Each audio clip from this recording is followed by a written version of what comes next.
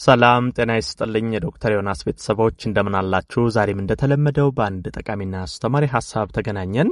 በዛሬ ፕሮግራሜ ከኪንታሮት ህመም ጋር በተያያዘ ነው እስቲ አንዳንድ ሐሳቦችን የማነሳው። ምክንያቱም ዛሬ ይህን ሐሳብ የማነሳው በተለይ በተደጋጋሚ ከዚህ ከመቀመጫ ኪንታሮት ጋር በተያያዘ የምትጠይቁኝ ጥያቄዎች አሉ። በተለይ ምን አይነት ህክምናዎች አሉት፣ እንዴት አድርጌ ኪንታሮትን ላጥፋ፣ ኪንታሮት ህመም በጣም እያሰቃየኝ ነው፣ ምን ላድርግ፣ እንዲህ እያላችሁ የምትጽፉልኝ አላችሁ። ስለዚህ እስቲ ዛሬ በተለይ በቤት ውስጥ ማድረግ ያለባችሁን መፍትሄዎች ነው የምነግራችሁ። ኪንታሮትን ወደ ህክምና ተቋም ሳትሄዱ እንዴት አድርጋችሁ በቤት ውስጥ ማከም ማዳን ትችላላችሁ። እሱም ብቻ ሳይሆን እንደ አጠቃላይ የኪንታሮት ህመም አይነቶችን፣ በነገራችን ላይ አይነቱን ስትለዩ ነው እንደ አይነቱ ነው ህክምናው የሚሰጠው። ስለዚህ አይነቱ እናንተ ጋር ያለ የኪንታሮት ህመም ምን አይነት ነው፣ አይነቱን እንለያለን። ከዛ በኋላ በቤት ውስጥ ማድረግ ያለባችሁን አንዳንድ ዘዴዎችን፣ መፍትሄዎችን እነግራችኋለሁ። በአጠቃላይ ስለ መቀመጫ የኪንታሮት ህመም መሰረታዊ ሐሳቦችን እናያለን። አብራችሁን ቆዩ። ለቻናሌ አዲስ ከሆናችሁ ሰብስክራይብ አድርጋችሁ ቤተሰብ ሁኑ። ይሄን መረጃም ላይክ፣ ሼር እያደረጋችሁ ሌሎችም ጋር እንዲደርስና እንዲማሩበት እንድታደርጉ በክብር እየጠየቅኩ በቀጥታ ወደ ሐሳባችን እንግባ።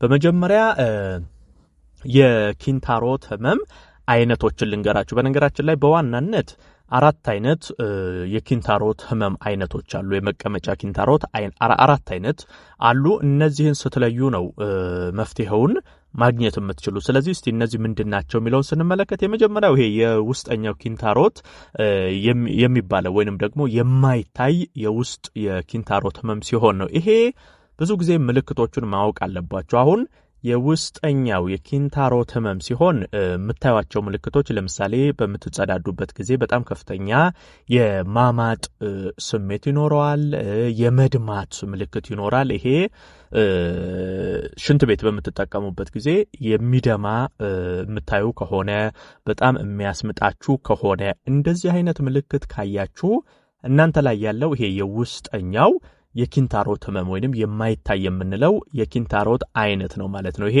የመጀመሪያው ነው። ሌላው የውጭኛው የኪንታሮት ህመም የምንለው አለ። ይሄ እንግዲህ በፊንጢጣ ዙሪያ ያሉ ቀዳዳዎች ላይ የሚወጣ የኪንታሮት አይነት ነው። ይሄ የደም ስሮች መቆጣት በሚፈጠርበት ጊዜ የሚወጣ የኪንታሮት ህመም ነው። እንደዚህ አይነት የደም ስሮች መቆጣት ከዚህ ጋር ተያይዘው የሚፈጠሩ የውጭኛው የፊንጢጣ ዙሪያ ላይ የሚወጡ የኪንታሮት አይነቶች ብዙ ጊዜ የማሳከክ ባህሪ ይኖራቸዋል። በጣም እዛ አካባቢ ላይ ማሳከክ ይኖራል፣ ህመምም ይኖራል፣ እብጠትም እንደዚሁ ይኖራል። ይሄ ደም ስሮቹ በሚቆጡበት ጊዜ እብጠት ይፈጠራል፣ ህመም ይኖረዋል፣ እዛ አካባቢ ላይ ማሳከክ፣ እንደዚህ አይነት ነገር ካለ ይሄ የውጭኛው የኪንታሮት አይነት ነው ማለት ነው። ሌላኛው ደግሞ ሶስተኛው የኪንታሮት አይነት ይሄ ስትጸዳዱ ምንም አይነት ህመም የሌለው ነገር ግን ደም የሚወጣችሁ ከሆነ ነው። አሁን እናንተ ሽንት ቤት በምትጠቀሙበት ጊዜ ምንም የህመም ስሜት አሁን ከላይ እንዳየናቸው ይሄ ማስማጥ የህመም ስሜት እንደዚህ አይኖረውም። ይሄ ሶስተኛው አይነት ነገር ግን ሰገራ ላይ ምን ታያላችሁ ማለት ነው? ደም ታያላችሁ። በምትጸዳዱበት ጊዜ በሶፍትም ቼክ ማድረግ ትችላላችሁ። ያኔ ደም የምታዩ ከሆነ ይሄ ሶስተኛው የኪንታሮት አይነት ነው። በነገራችን ላይ ሰገራ ላይ ደም ማየት ከኪንታሮት ህመም ጋር ብቻ አይያዝም። አሁን ስለ ኪንታሮት ህመም ብቻ እያነሳን ስለሆነ ነው እንጂ ከአንጀት ቁስለት ጋር ከተለያዩ የውስጥ ችግሮች ጋር በተለይ የአንጀት መስመር ላይ የሚፈጠሩ ችግሮች እንደዚህ አይነት ነገሮችን ሊያሳዩ ይችላሉ። ግን አሁን ኪንታሮት ላይ እንደዚህም አይነት የኪንታሮት አይነት አለ ማለት ነው።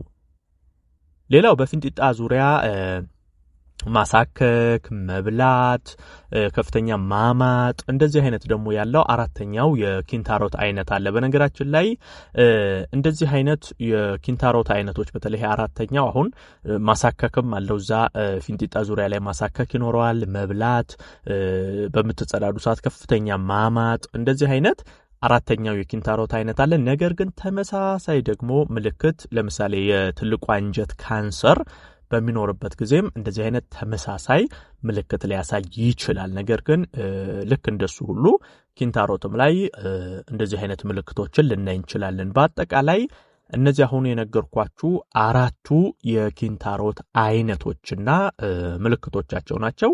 እስቲ ወደ መፍትሄው እንግባ። አሁን መፍትሄውን ስንመለከት በተለይ እኔ ማተኩረው ቤት ውስጥ እንዴት አድርጋችሁ እነዚህን የኪንታሮት አይነቶች ማስወገድ ትችላላችሁ፣ በኋላ ምን ላይ ደረጃ ላይ ሲደርስ ነው ወደ ሕክምና ተቋም መሄድ ያለባችሁ የሚለውን እነግራችኋለሁ። በመጀመሪያ ግን ይሄን ነገር አስተካክሉ። ለምሳሌ አንደኛው አመጋገብ ላይ የተወሰኑ የሚረዷችሁን ነገሮች ልንገራችሁ። አንደኛው አትክልትና ፍራፍሬዎችን መመገብ። እንግዲህ ለኪንታሮት ህመም በተለይ ይሄ የተጠባበሱ ነገሮች፣ የፋብሪካ ፕሮሰስ ተደርገው የሚዘጋጁ ምግብ፣ መጠጦች እንደዚህ አይነት ነገሮችን እየቀነሳችሁ በተቃራኒው ደግሞ ፍራፍሬዎችን፣ አትክልቶችን በደንብ ብትመገቡ አንጀትን እያለሰለሰ ለውስጥ ጤናችሁም በጣም ጥሩ ነው። በሽታ የመከላከል አቅማችሁ ከፍ ይላል። ከዚህ ከመቀመጫ ኪንታሮትም ጋር ተያይዞ ይረዳችኋል። ስለዚህ አንደኛ አመጋገብን ማስተካከል ያስፈልጋል። ሌላ አመጋገብ ላይ ማንሳት የምፈልገው በተለይ በፋይበር የበለጸጉ ምግቦችን ብትመገቡ ጥሩ ነው። አሁን ፋይበር ለአንጀት ጤንነት፣ አንጀቱ ስላሉ ባክቴሪያዎች በጣም ጥሩ ነው። ከዛም ባለፈ ከዚህ ከመቀመጫ ኪንታሮት ጋር በተያያዘ ፋይበር እጅግ በጣም ይረዳቸዋል። ይሄ እዛ አካባቢ የተፈጠሩ መቆጣቶችን፣ ይሄ የደም ስሮች መቆጣት፣ እንደዚህ አይነት ነገሮችን የመቀነስ አቅም አለው። በአጠቃላይ በፋይበር የበለጸጉ ምግቦችን ብትመገቡ ለኪንታሮት ህመም ጥሩ ነው። ስለዚህ አመጋገብ ላይ እነዚህን ነገሮች አስተካክሉ። ሌላው ደግሞ የሰገራ ማለስለሻ ተብለው የሚደረጉ መድኃኒቶች አሉ። እነዛንም መጠቀም ትችላላችሁ። በተለይ በጣም የሚያስምጣችሁ ሰገራ አልወጣ የሚላችሁ በጣም ሰገራችሁ ሲወጣ እየደማ ይሄ እያታገላችሁ እንደዚህ አይነት ችግር ካለ ይሄ ከሆድ ድርቀት ጋር ተያይዞ ከእንደዚህ አይነት ነገሮች ጋር ካሉ ይሄ ለሰገራ ማለስለሻ ተብለው የሚሸጡ መድኃኒቶች አሉ። እነዛንም ብትጠቀሙ ከፍተኛ እገዛ ያደርግላችኋል። ምክንያቱም ህመሙ እየተባባሰ እንዳይሄድ ከፍ እንዳይል ይረዳል። ሌላ ደግሞ ይሄ ማሳከክ፣ መብላት፣ እዛ አካባቢ ፊንጢጣ ዙሪያ ላይ ያሉ ህመሞች ካሉ ለማቀስቀዣ ምን ታደርጋላችሁ? ለብ ያለ ውሃ በሳፋ ነገር ታደርጉና ቢያንስ ከ10 እስከ 15 ደቂቃ እዛ ለብ ያለ ውሃ ላይ መቀመጥ። ምክንያቱም ይሄ ለብ ያለ ውሃ ማሳከክ፣ መብላት፣ የመቆጥቆጥ አይነት ስሜት፣ ህመሞች እንደዚህ አይነት ነገሮችን በከፍተኛ ሁኔታ የመቀነስ አቅም አለው። ስለዚህ ብትችሉ በቀን አንዴ ለምሳሌ ማታ አካባቢ ከመተኛ ቀደም ብላችሁ ውሃ ለብ ታደርጋላችሁ። የሆነ መዘፍዘፊያ እቃ ነገር ላይ ታደርጉና ቢያንስ 10-15 ደቂቃ ምንም ነገር ሳትጨምሩበት እዛ ላይ መቀመጥ። ይሄ ጥሩ ነው። ይሄ ህመሙን ለመቀነስ ይረዳል። ከዛ ምን ታደርጋላችሁ? ለምሳሌ መድኃኒቶች ወስዳችሁ ካልዳናችሁ፣ በነገራችን ላይ ኪንታሮት በሰርጀሪ ማስወገድ ይቻላል። ነገር ግን መጀመሪያ ከላይ የነገርኳችሁን ነገሮች ሞክሩ። ከላይ የነገርኳችሁን ነገሮች አመጋገብን አስተካክላችሁ ማለስለሻዎችን፣ መድኃኒቶችን ሞክራችሁ የማይሆን ከሆነ ወደ ሕክምና ተቋም ሄዳችሁ በሰርጀሪ ማስወገድ ይቻላል። ነገር ግን እንዳጠቃላይ እነዚህን መሰረታዊ ነገሮች ማወቅ ያስፈልጋል። ይሄን ሐሳብ ላይክ ሼር አድርጋችሁ ለሌሎችም አጋሩ። ለቤት አዲስ ሆናችሁም ቻናሌን ሰብስክራይብ አድርጋችሁ ቤተሰብ ሆኑ። የዛሬን በዚሁ አበቃው። በቀጣይ ቀን በሌላ አስተማሪና ጠቃሚ ሐሳብ እንገናኛለን። እስከዛው በያላችሁበት መልካም ጊዜ